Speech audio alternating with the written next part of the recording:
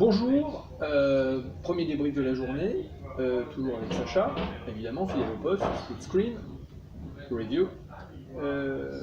Deux films ce matin. Le film en compétition de Matteo Garrone, un film italien donc, qui s'intitule Dogman. Et puis dans un second temps, nous avons été voir un film du certain regard, un film allemand, In My Room, de Hugo Kohler, quelqu'un que je ne connaissais pas personnellement, on verra avec Sacha, mais en tout cas une découverte étonnante. On va commencer comme d'habitude par ordre chronologique, le film de la compétition ce matin à 8h30, alors Sacha, Dogman. Ah oui, là franchement, oui. Moi j'ai trouvé ça vraiment très bien, parce que bon, l'histoire c'est un gars, il s'occupe, il est dog-sitter et il doit... Oui, voilà, il fait du toilettage toilettage pour chiens. Et mais bon voilà, c'est vraiment dans la zone de Naples plutôt. Alors, on est à Naples. Voilà, on est à Naples, mais vraiment dans les banlieues complètement désertiques. Là vraiment une ambiance western complète. Avec la grosse brute, qui est plus ou moins le pote, enfin l'ami, comment dire. C'est plus le gars qui fait un peu du racket. Et, c'est vraiment l'histoire un petit peu de David contre Goliath, dans une certaine mesure. Et moi j'ai trouvé ça vraiment plutôt bien, surtout pour le personnage principal, où là je sens qu'il y a peut-être une possibilité de prix. Oui, alors moi c'est un film que je trouve particulièrement intéressant parce que c'est deux choses pour moi. C'est à la fois une trajectoire, un parcours initiatique d'un individu qui est un individu frêle, il est très typé, il a une certaine beauté d'une certaine manière. Et en même temps, donc il y a un parcours initiatique, comment il va devenir ce qu'il n'était pas au début, il va se transformer au fil du temps et par un séjour en prison.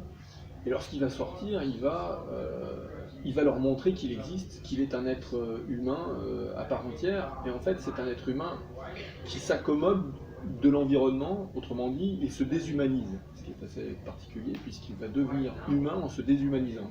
Enfin, il va se fondre dans le paysage humain de Naples en se déshumanisant. Et puis alors, surtout, le paysage humain est à l'image du paysage de la ville que nous voyons. On a l'impression qu'il y a eu un cataclysme, qu'il y a eu une bombe atomique qui a pété et qu'il n'y a plus rien. À revoir, hein, vraiment c'est intéressant. Deuxième film, alors Hugo Kohler. Bah, pas mal, bah, justement, tu dis, on dirait qu'il y a eu l'apocalypse. Là, nous l'avons, Oui. dans le col. Où là, bah ouais, on est dans quelque chose, il y a encore une fois en deux parties. Vraiment la partie où on voit d'où est-ce qu'il vient, c'est un cadreur, pas forcément Très doué. pas forcément très doué, qui doit à un moment retourner dans sa maison de famille parce que sa grand-mère est mourante. Donc il y a toute cette partie-là, et ensuite il y a le coup où il se réveille, puis il n'y a plus personne. Il y a toutes les choses autour de lui, mais il n'y a juste plus d'être humain. On peut penser à The Last Man on Earth, la série très connue. Donc ça t'a intéressé ça? Bon, moi j'ai trouvé pas mal, même les deuxièmes parties, mais ça c'est plus pour les survivalistes, ça pourra vraiment vous plaire, parce que voilà, là, c'est un bon guide, mais en revanche c'est traité avec une très belle image. Oui, alors, ouais. Moi, c'est une découverte aussi. Hein. Moi, je trouve qu'il y a un talent évident chez Hugo Kohler. Je trouve sa deuxième partie, où il se retrouve tout seul, où il fait son apprentissage, il devient Robinson. Hein. Il se transforme en Robinson Crusoe, et puis il pense être tout seul au monde, puis d'un seul coup, il y a une fille qui sort de nulle part. Donc là on arrive dans un côté plutôt genèse. Oui, là, on est plutôt du côté d'Adam et Ève. Bon, moi je trouve un peu long ce truc-là. Enfin, cette partie-là, je la trouve un peu longue. Néanmoins, je trouve que c'est remarquablement bien filmé. Et la première partie, il y a 3 ou 4 scènes qui alors sont brillantissimes. L'ouverture du film est brillante. Ah oui, il est drôle. Et drôle. Et la scène de l'accompagnement de la mort de la grand-mère est magnifique. Magnifique, c'est d'une pudeur, d'une intelligence, d'une réserve. C'est parfait, c'est juste, c'est d'une justesse absolue.